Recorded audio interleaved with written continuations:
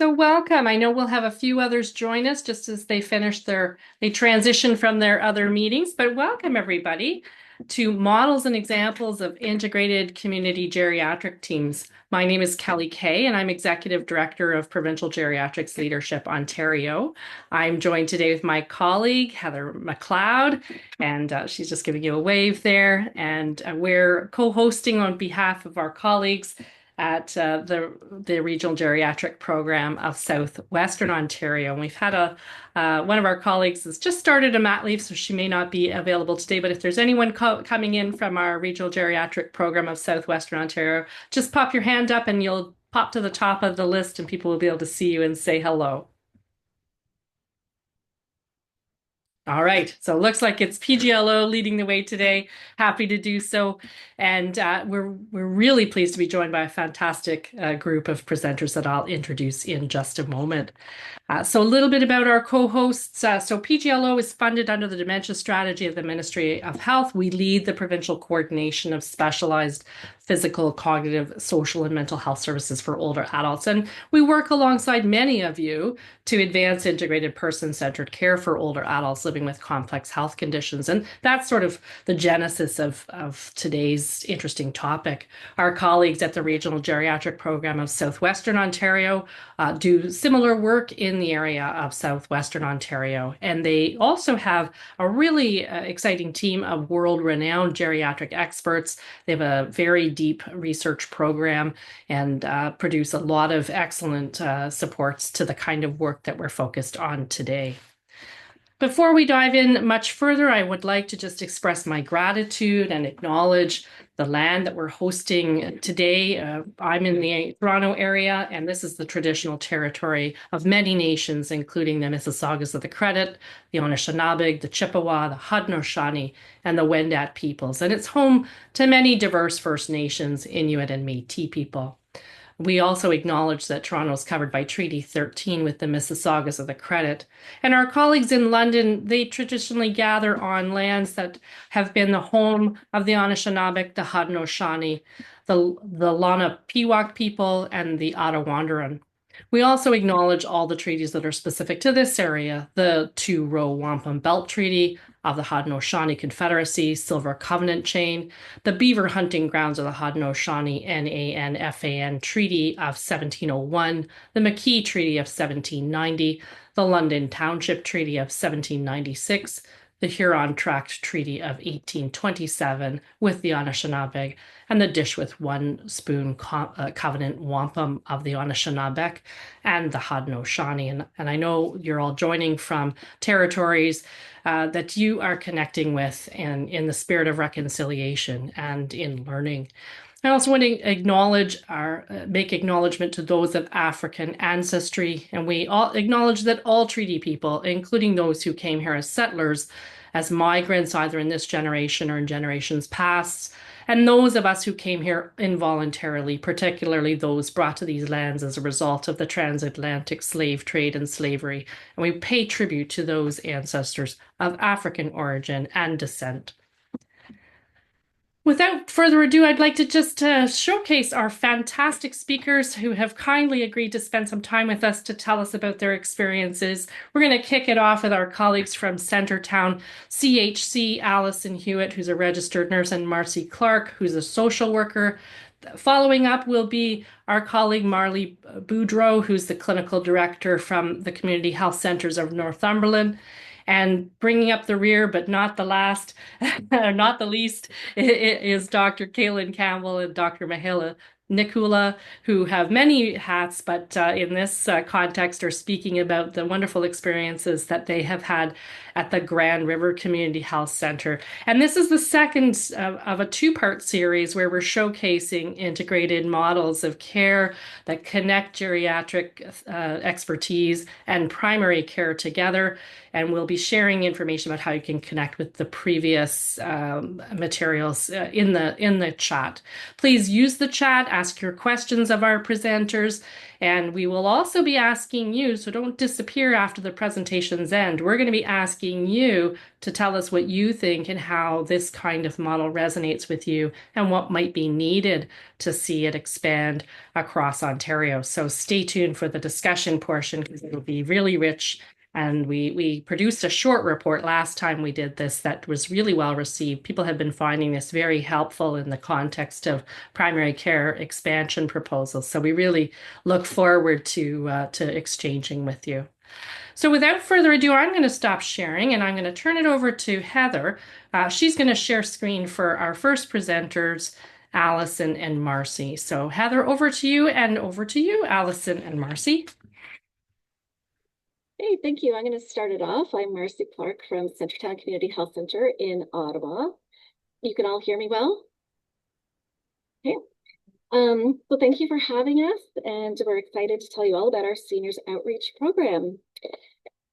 Just a little bit about Centertown. It's been in existence since 1969. We've recently held a 50th anniversary. And like a typical community health center, we have a primary care clinic, social services, mental health and addictions team, a diabetes team, early years, and of course, health promotion team. But an outreach culture has always been a very significant part of Centertown. And seniors outreach has been happening for the entire 50 years that Centertown has existed. Allie? Thank you, Marcy. So this is just a bit of table of contents about what we're going to be covering today. We'll talk about who we serve. Sounds like it's fairly similar to a lot of the people who are attending here. We serve seniors. How we integrate our geriatric care with primary care, the team, and our flow, as well as some lessons learned, indications of success, and as well a little case scenario if we have time. Please change the slide.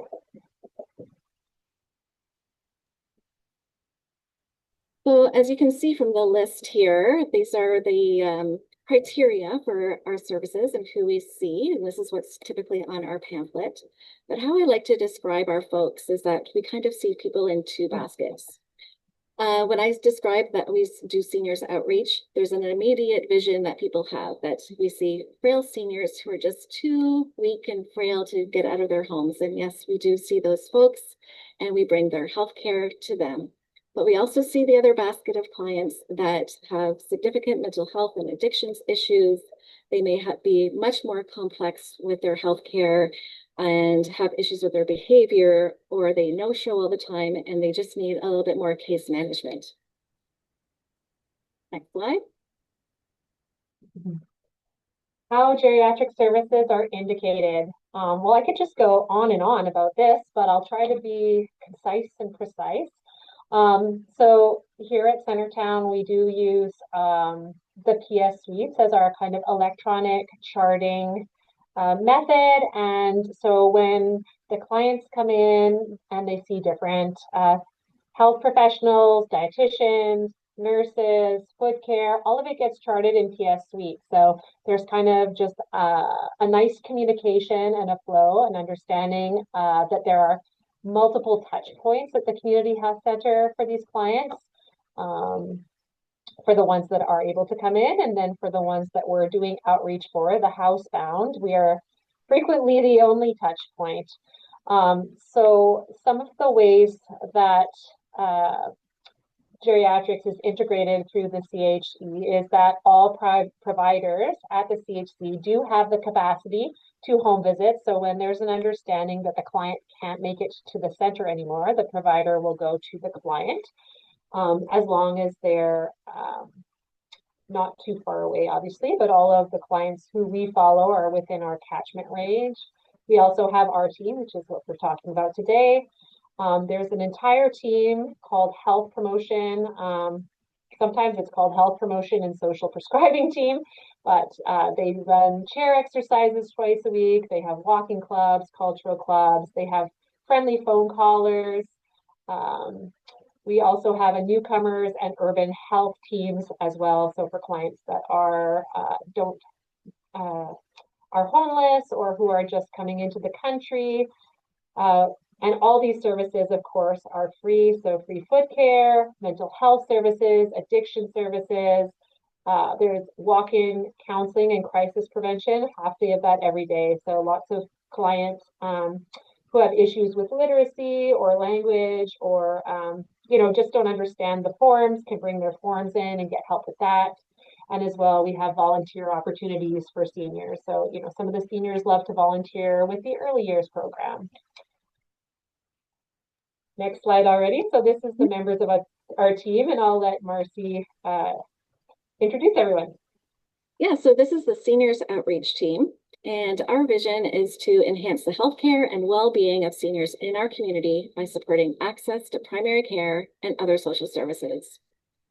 We have 3 nurses on the team, the social worker and system navigator, and that's me, and 2 nurse practitioners and 1 MD. They still have their regular practices, but they have specialized interest in seniors and have more time in their practice to go and do home visits. So we receive internal referrals from our providers at the center or any of the other programs in the center, but we also, which is unique to our team, receive external referrals from other communities. So it can be from other primary care physicians in our catchment, hospital discharge planners, and home care as well can make referrals directly to us. And we also just do geriatric consults. So we might not take on somebody, but we can actually sit with another provider or another worker and support them in their care of a certain client. Next slide. So this slide is just detailing some of our guiding principles. I just like to highlight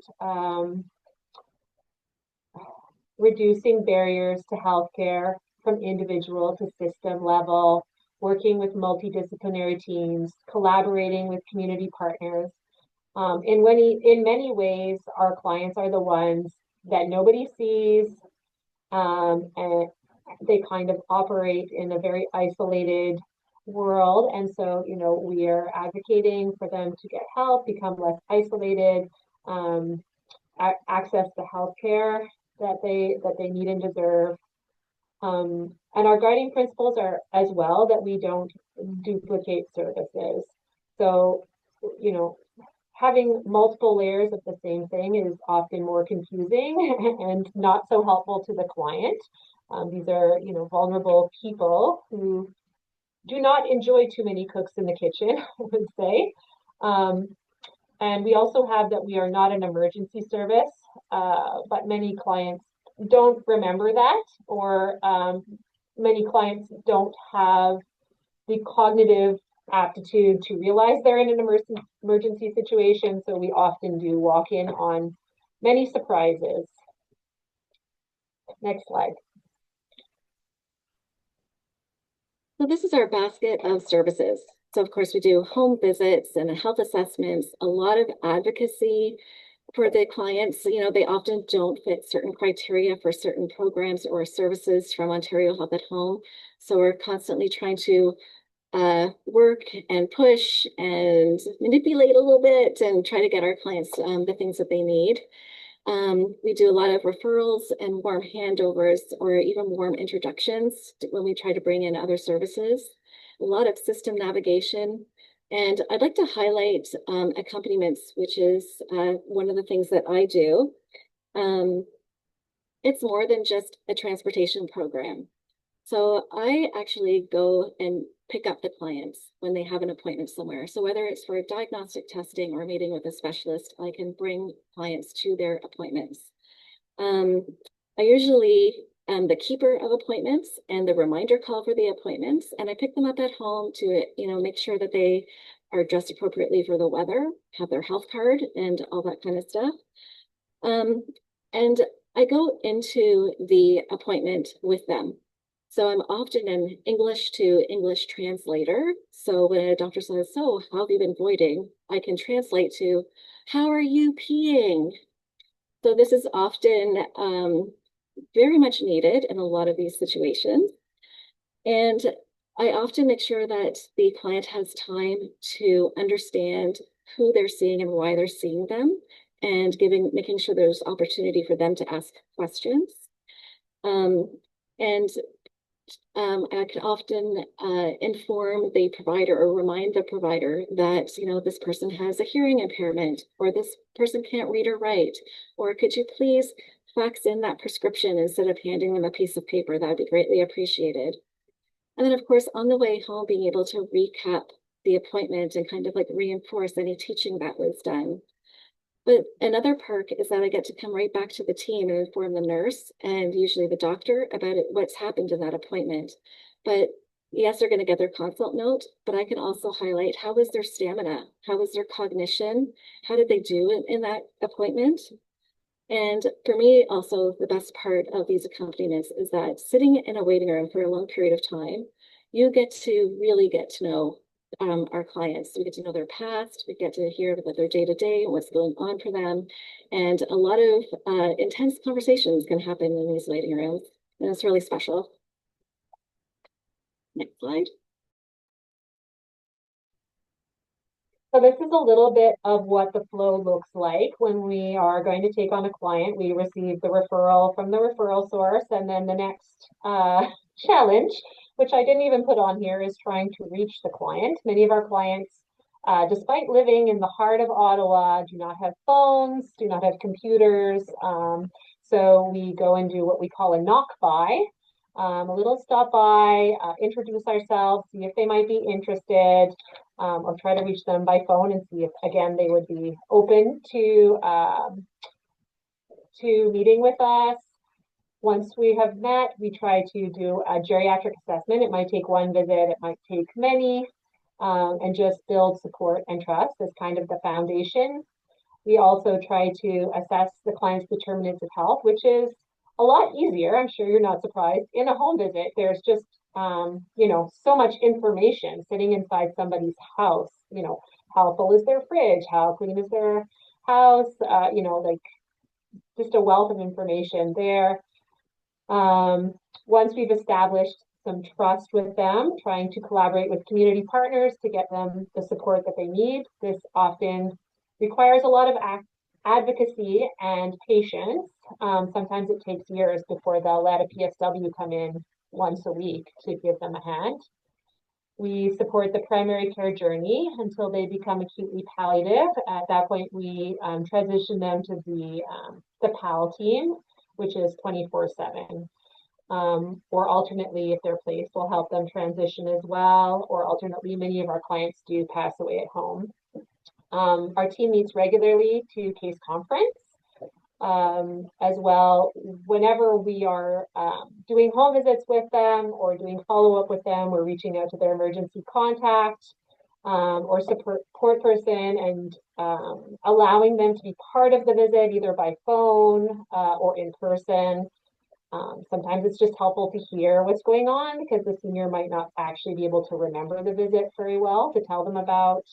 We provide lots of healthcare teaching that's accessible and individualized to the person, and we also participate in lots of committees to advocate for our client population.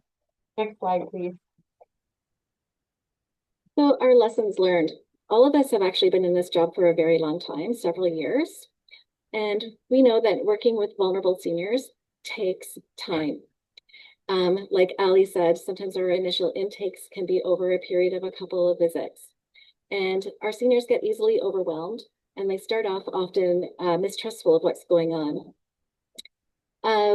We're prepared to sit in the dark with the client and to build the trust. So often we just think that we're getting nowhere. There's been no progress made, but we're supporting them, which is the trust building, and knowing that when that time comes, that they will trust us to make that next referral for something that they may need. We also learn to not make assumptions. We definitely use the greater community as an extension of our team. We get to know care coordinators from Ontario Health at Home very well.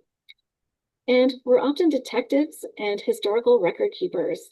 We're trying to figure out what is going on. What is the real story happening with this senior? And often, we meet somebody and they're telling us a story that we think is happening right at this moment. And yet they're telling us something that happened 20 years ago. So yeah, it takes a lot of time, a lot of patience to figure things out. And that older people are allowed to live at risk. They've probably lived this way for a long time.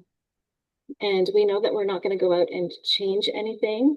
We're not going to get the hoarding mess cleaned up, and that things are just slow, at a slow pace, and at the client's pace. Our clients have direct access to us, so they have our extension numbers, so they don't have to go through the main line of the primary care clinic, wait on hold to get to us. And so this really decreases issues with access to their care. And when our team members are off, we cover each other's caseloads. Indicators for success. Well, we all love the reduced emergency room visits, but I mean that's a nice thing for clients. You know, if they have people who are able to deliver healthcare in the home when they're not feeling well, that can be extremely helpful and probably saving for the healthcare system at large. Another indicator of success for us is meeting somebody where they're at and then seeing them improve, even if it might not look like an improvement to anyone else. The fact that we know the client so well and seeing a subtle change is very encouraging sometimes. Helping to address some of the social determinants of health, you know, seeing somebody who's, you know, eating every other day become more food secure, that feels like a great win a lot of times. Helping them accomplish their goal. We always ask what is your goals when we start working with somebody, or, you know, what matters most. And I'd say a large majority say that I just want to stay at home. I just want to be here till the end. And so, you know, in many cases, they can say that, you know, they stayed as long as they possibly could. And so that feels like success. Next slide.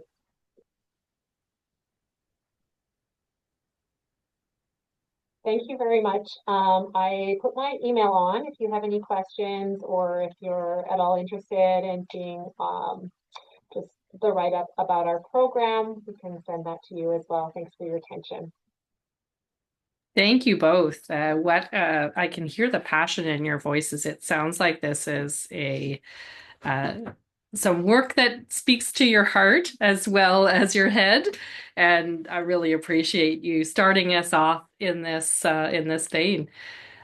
Just a note for our participants, we will continue to take questions in the chat. So if you've got specific questions for Marcy and Allison, just pop them in the chat. They're going to be watching the chat. And I'm going to ask that Marley's presentation get populated up on the screen now. And I'm going to spotlight Marley. Thank you, Heather, for putting the presentation up. We'll just get Marley spotlighted and we'll turn it over to you. Thank you, Marley. Thanks so much, Callie. Hi, everyone. Thanks so much for the opportunity to speak to you today about primary care integrated geriatric care teams and how they are employed at the community health centers of Northumberland. As Callie previously stated, my name is Marley, and I'm the clinical director at the community health center. So a little bit about the CHC model, just to situate ourselves. So Community Health Center in Ontario is a nonprofit organization that provides comprehensive team-based primary health care and support services, especially for people who face barriers to care. In addition to primary care through physicians, nurse practitioners, and nursing staff, CHCs focus on health promotion, illness prevention, and community well-being. CHCs are rooted in the communities they serve and work to address the social factors that affect health, such as housing, income, and food security. Next slide. So in terms of our CHC, we were founded in 2007 to address the healthcare needs of individuals facing barriers to access, such as those without a local doctor, seniors, individuals experiencing homelessness or food insecurity, and those dealing with mental health challenges or addictions.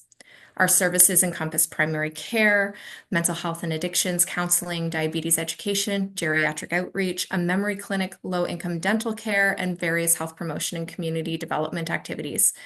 A comprehensive needs assessment was done in Northumberland County when the CHC was announced, and one of the largest target populations that was identified was seniors, and specifically frail seniors. So Northumberland County, where we are located, is one of the fastest aging counties in the province of Ontario. Next slide. So currently, we offer both GAIN and MINT memory clinic services. So the GAIN team, or the Geriatric Assessment and Intervention Network, is a specialized geriatric service offered in the Central East region of Ontario.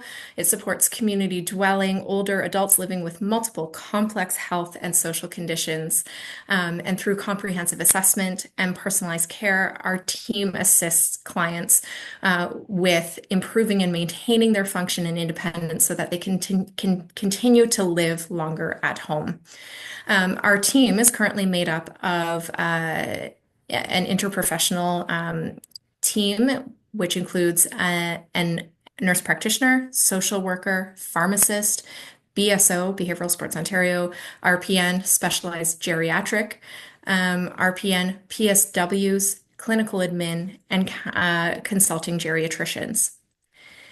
In terms of our MINT Memory Clinic, it provides a team-based approach for assessment, early diagnosis, treatment, and ongoing support of problems associated with memory loss. Our team includes a variety of professionals, including a physician, BSO, RPN, pharmacist, and admin support. Neither program is restricted to CHC clients, allowing for broader community referrals. Next slide.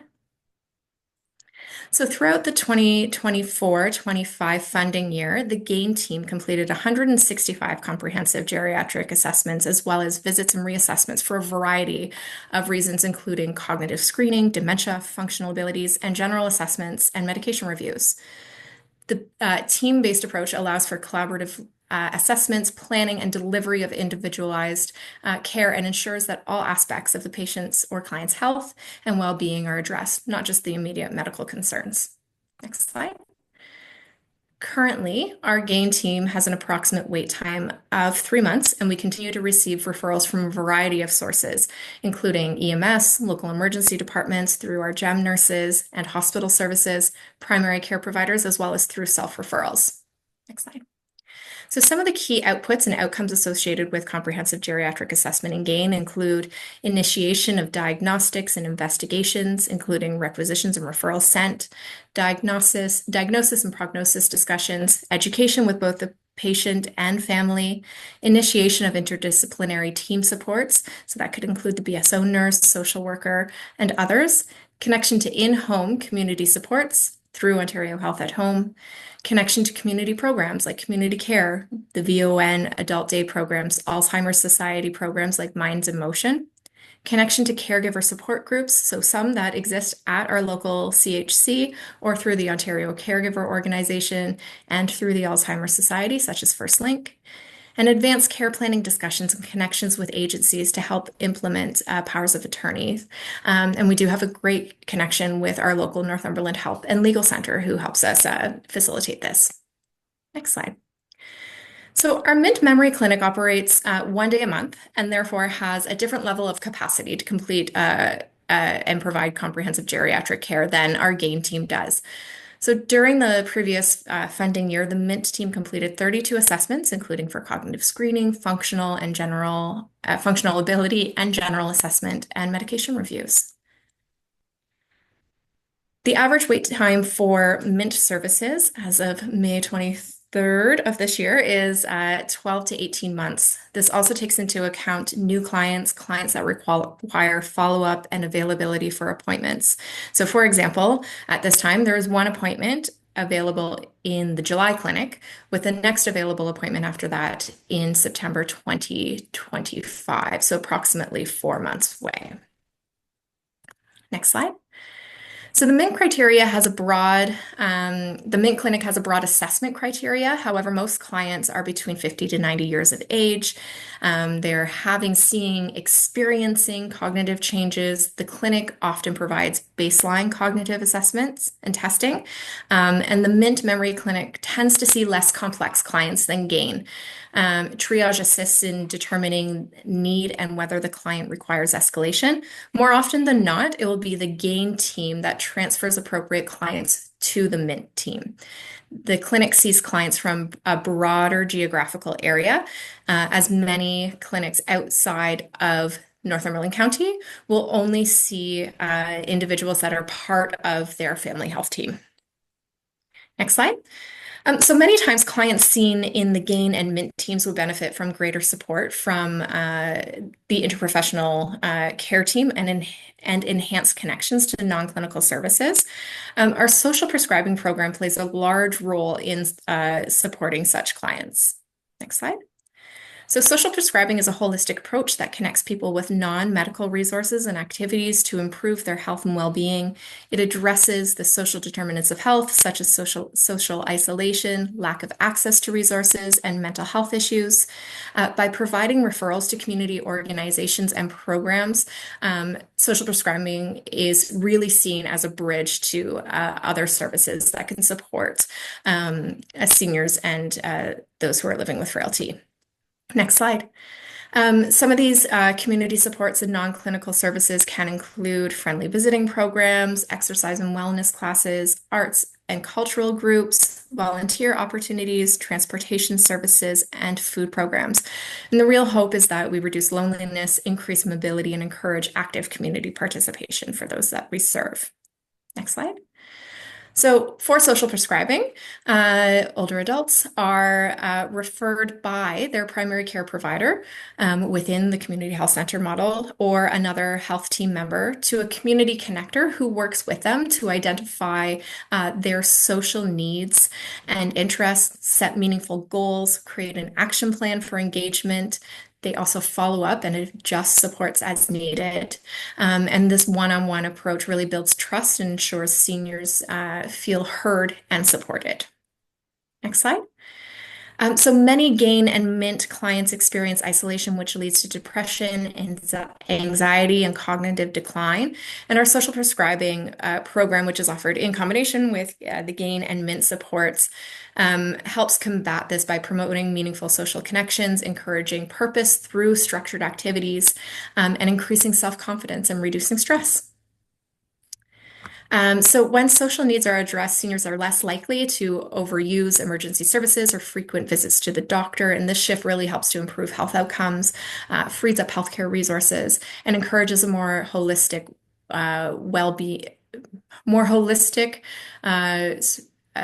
well-being model focused on our model of care and well-being.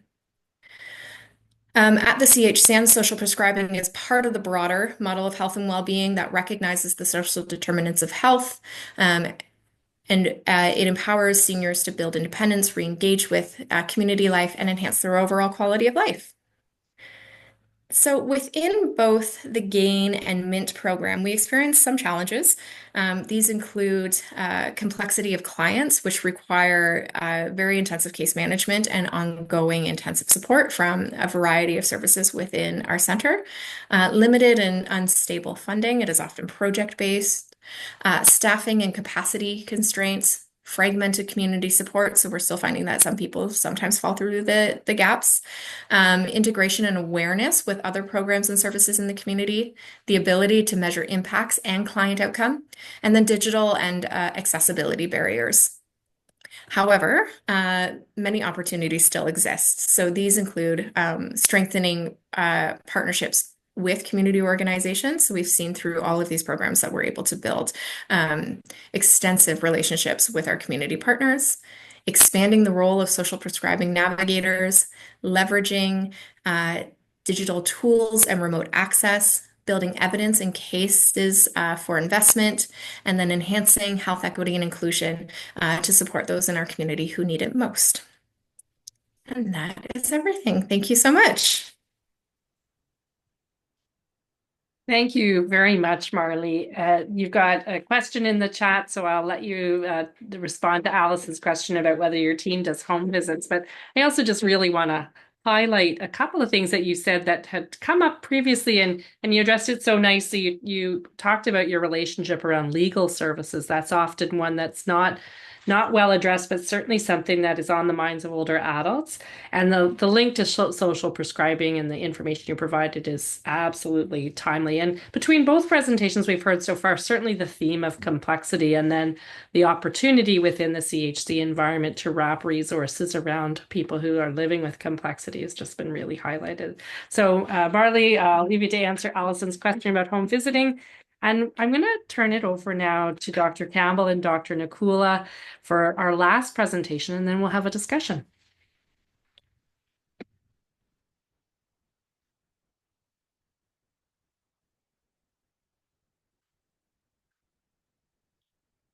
It's coming up. It's almost on the screen. Good. And we'll just make it full screen and then we're ready to roll. Very good. Go ahead then. Thank you. All right, thank you. My name is Kaylin Campbell, and I'm a care of the elderly family doctor, and I'm presenting today with my colleague and friend, geriatrician Mihaela Nikula. We're excited to be speaking amongst the other presenters today, Centertown and Northumberland, which are definitely setting the bar high and have provided us with lots of inspiration already, and excited to continue the discussion. We'll be sharing more about our work collaborating as a care of the elderly physician and geriatrician in the context of an interprofessional team with the Seniors Assessment Service in Brantford, which is part of the Grand River Community Health Center. To set the context, as is the case everywhere, the population of older adults in Brant County is growing. Between 2016 and 2024, the population over 75 grew by 38% across both Brant and Haldimand-Norfolk counties. This has resulted in increased numbers of older individuals living with frailty, with projections outlined in this table, and increased number of people living with dementia. As research shows, people living with dementia and frailty visit a physician approximately 12 times per year. And as a result, this growth has and will put an increased demand for healthcare services, which puts increased demand on primary care, where access to interdisciplinary teams can be highly variable and can make supporting patients with increasing complexity challenging. In order to meet this growing demand for care, the Grand River Community Health Center in Brantford has been a leader in developing specialized geriatric services for the entire community and not just community health center clients with the creation of the Seniors Assessment Service.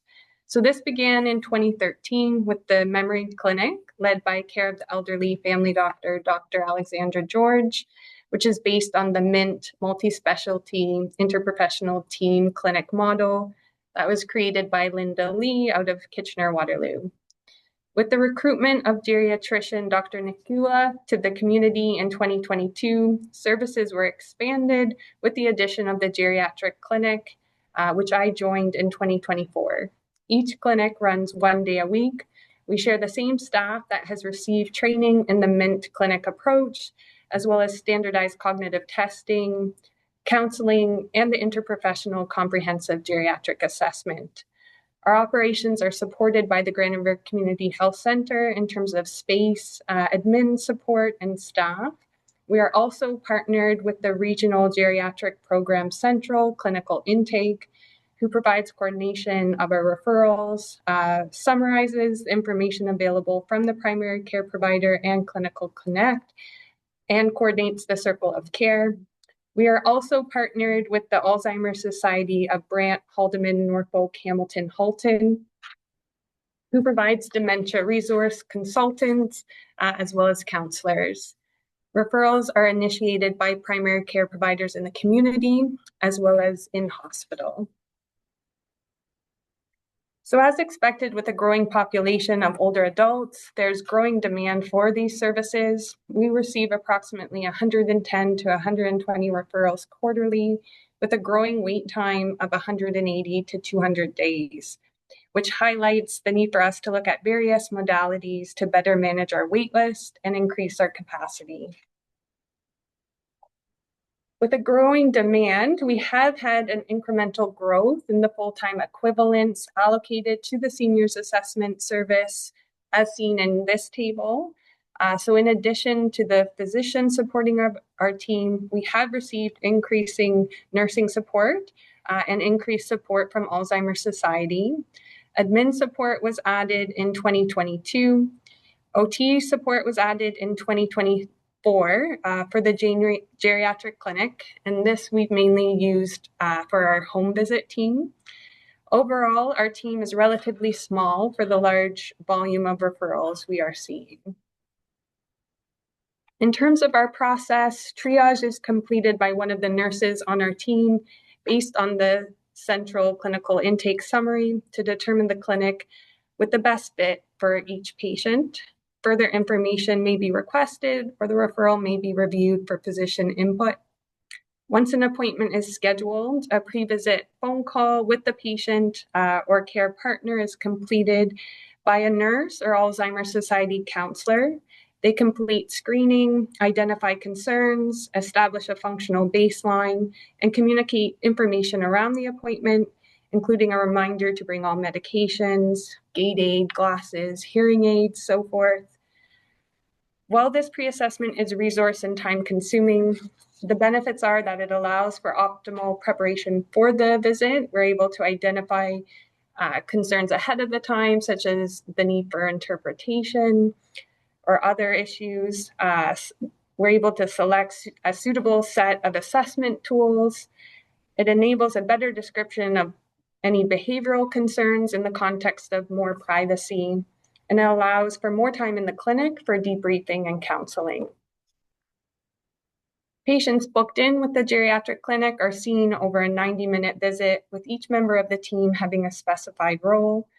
We complete a detailed history, medication review, physical assessment, cognitive testing, mood assessment, and from this information, we formulate an assessment and recommendations and undertake shared decision-making with the patient and their care partner regarding the management plan, counseling, and education. And we provide them with a written summary of our assessment, as well as a package with curated resources. All recommendations are sent to their primary care provider in a detailed report, and they're advised to follow up with them as well. We make any appropriate referrals, and any further follow-up in the clinic, as indicated, is coordinated. And this is usually if there's any diagnostic uncertainty, if there's need to follow up on medications, or if there's any significant complexity, be it medical, behavioral, or psychosocial, that requires further support. I'm just going to hand this over to Nahila. Thank you. Thank you, Kaylin. Hi, and thank you for joining us today in discussing this a very relevant topic for our growing population of vulnerable seniors. Dr. Campbell has discussed the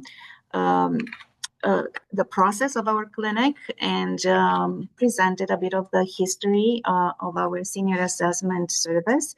And I would take the time to discuss the integration of our service in the community. We are a bit different than the other services in a way of receiving the referrals that are not sent directly to us by the primary care providers or other sources. In our region, the central clinical intake from Regional Geriatric Central is organizing all this process and coordinates the referrals between the community specialized geriatric services assigning the consults to the geriatric medicine services, geriatric psychiatry outreach, BSO services, or geriatric medicine, GeriMedRisk, based on the referring primary care practitioner request, or through a triage of the relevant problems and the highlighting of the most urgent issues. Once we receive this referral that is enriched with more information from the clinical intake service with a summary of the available information from other databases, we triage locally our referrals, as Dr. Campbell has described. Most of the patients who present with a memory complaint, and it is predicted that they will need only one visit for the assessment and recommendations, will be triaged for the memory clinic.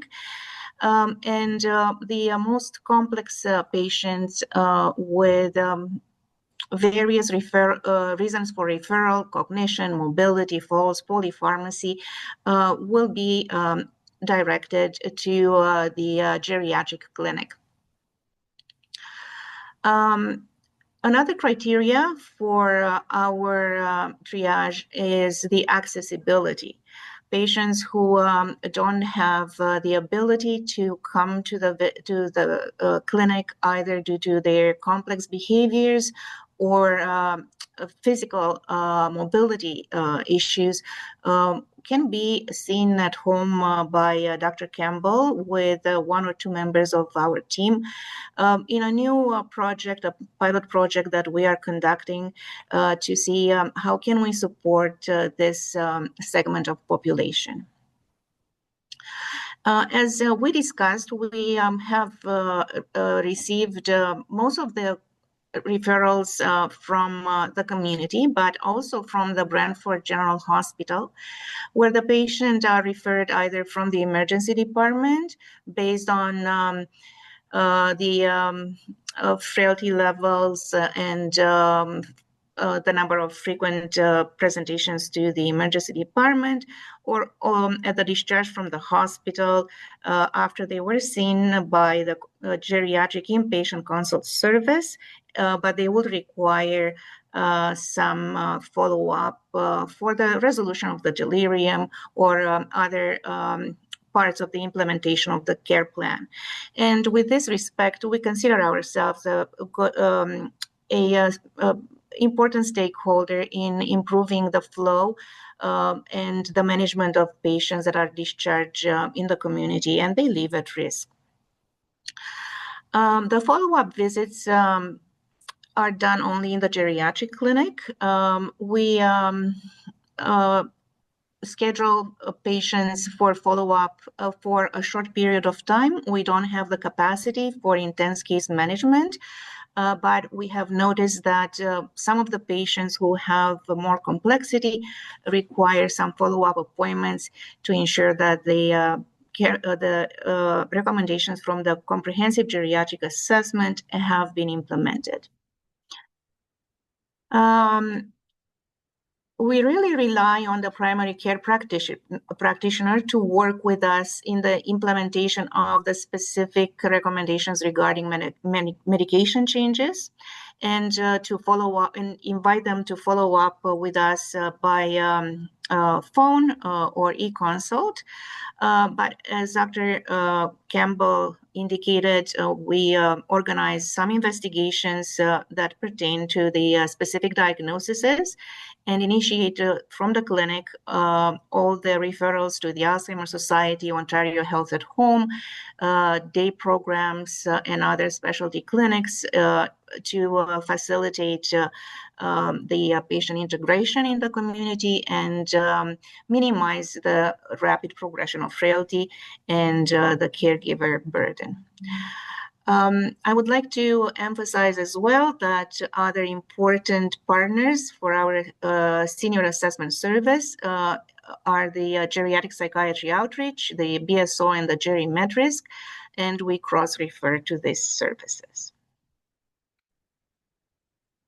We were interested in looking at the impact of adding care of the elderly physician to our complement of existing team that was pretty small and working in a limited space, and compared the numbers from January to June 2024 when Dr. Campbell joined the geriatric clinic to the previous year in the same time when we worked with the same team, and I was I was the only physician providing the comprehensive geriatric assessment.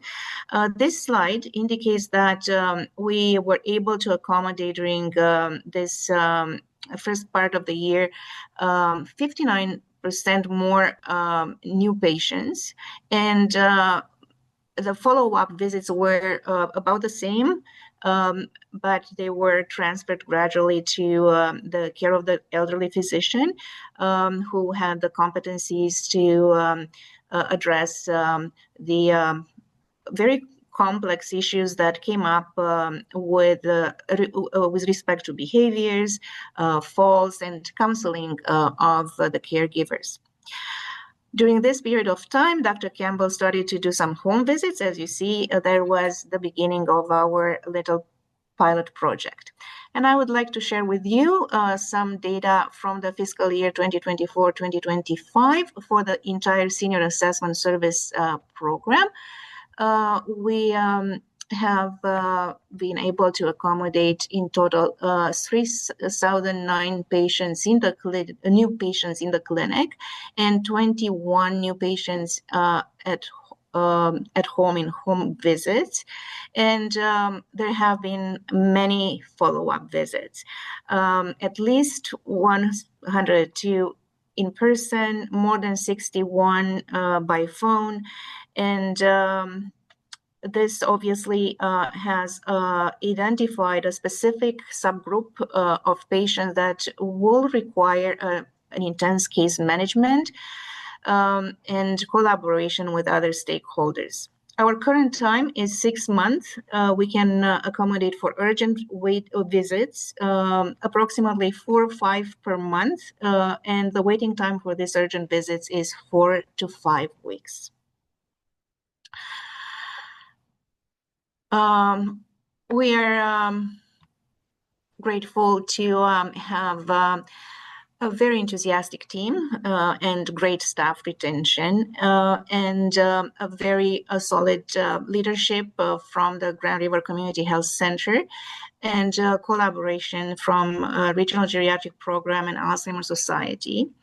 We benefit as well from yearly education from the MINT Clinic Symposium for our staff. And we consider ourselves being more and more patient-centered care by introducing the home visits. We deal with some challenges, which are mainly reflected by the EMR system that does not input in the clinical connect and causes a lot of fragmentation of care if our patients end up in the acute care side of the healthcare system. We don't have a formal process of triaging patients. Our clinical coordinator does that, and we struggle with the space. But this will lead to new opportunities. This year, the Grand River Community Health Center has leased a new building, and we hope that we will expand our clinic space. And we started some exploration for collaboration with other stakeholders, Ontario Health team, the Ontario Health at Home, and the hospital to home from Brantford Community Health System to see if we can create some case management teams in the community to improve our waiting list and allow us to see more new patients in the clinic. Obviously, our threats, like all the other programs that have presented to this webinar, are related to the current funding for our resources and expanding our complement of staff. Thank you so much for allowing us to participate to this webinar. And we would be more than happy to take any questions at this point. Thank you both very much. I think you also highlighted some key things, as did some of the other speakers around that you're growing regional services, not services specific to a practice. So that I think is a real contribution given the current environment. And I just want to highlight the impact of a small team. This is a tremendous impact for small teams, and I think we heard a few examples today. So I would like to just engage the group in some questions. If you've got anything specific for our colleagues, that please feel free to address a question in the chat specifically to them. I'm just going to open up the presentation back up again, and just invite you to connect via Slido. We want to know what resonated with you from the examples shared today. So feel free to just join Slido, slido.com, and put in the number. And feel free to tell us a little bit more. If that's too complicated, feel free to pop it in the chat. What resonated with you from the examples shared today? We'll just take a couple minutes to hear from you about that.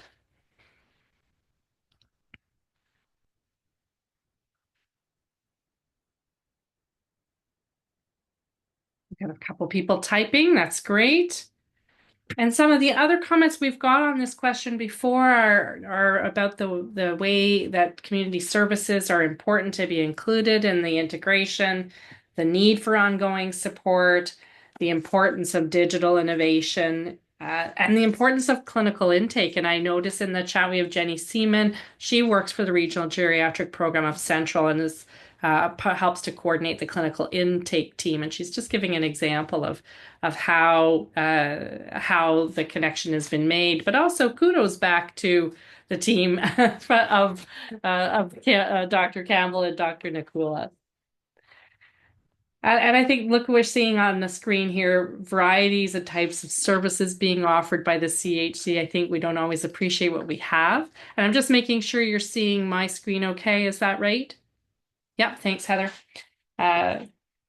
Underfunding, yes, that's a challenge, but I think we have an opportunity. There's proposals, live proposals being invited for primary care expansion, and we're hoping that this kind of information and these kind of examples can help those of you who are thinking of putting in proposals to use some of this data to support you. We've got a few participants just adding their thoughts here, having documentation on shared platforms, and the connectors that are really relevant in this work. We've got a question for you or a comment for you, Mihaela, about clients seen in the memory disorder clinic versus a higher level of frailty for gain. I think that might have been Marley's question, but I think you also referenced the difference in frailty that you're seeing in the geriatric clinic versus the memory clinic. I don't know if you want to speak to that at all. And I'm going to move us to another question on the screen that we wanted to get your feedback on. I'm just going to jump ahead to our last question for you if Michaela's answering that. So if you were going to try to do this, if you're not already doing this, what supports do you and your team or your local primary colleagues need to advance the care of older adults in primary care settings? And when we asked this question before, we heard about the integration of geriatric services, senior-friendly care being shared or taught to new staff, more concerted efforts by government to organize this work. And I think some of that comes from us bringing this kind of work to their attention collectively. And I also just see another comment in the chat from Allison, just wondering if you can share what the difference between a geriatrician and a care of the elderly physician is. So I can maybe start. You can jump in if I say it wrong, but a care of the elderly physician is a physician who's a primary care physician who's completed an additional year of residency focused on care of the elderly.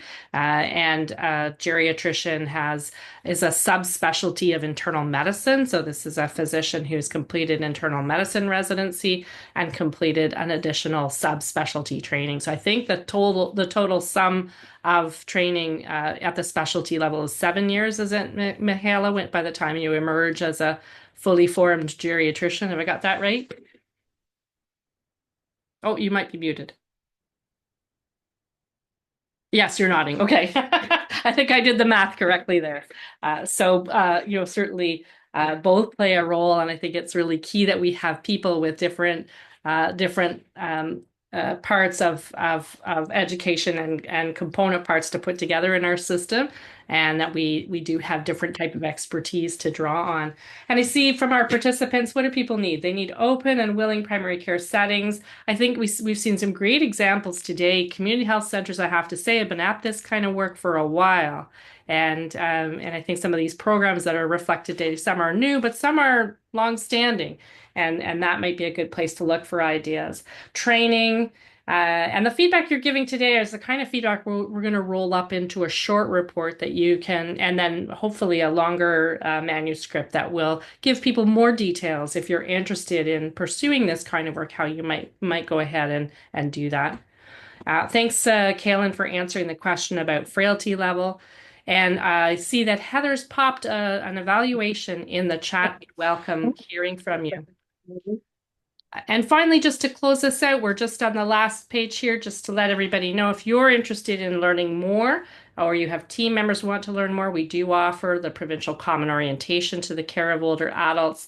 Your team members are welcome to register to learn more if they're just starting out in their practice.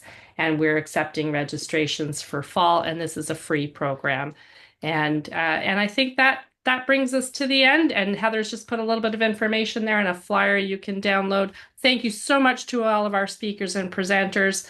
And we couldn't do it without you, of course. And your examples are just something really for all of us to learn from. So thank you, everybody.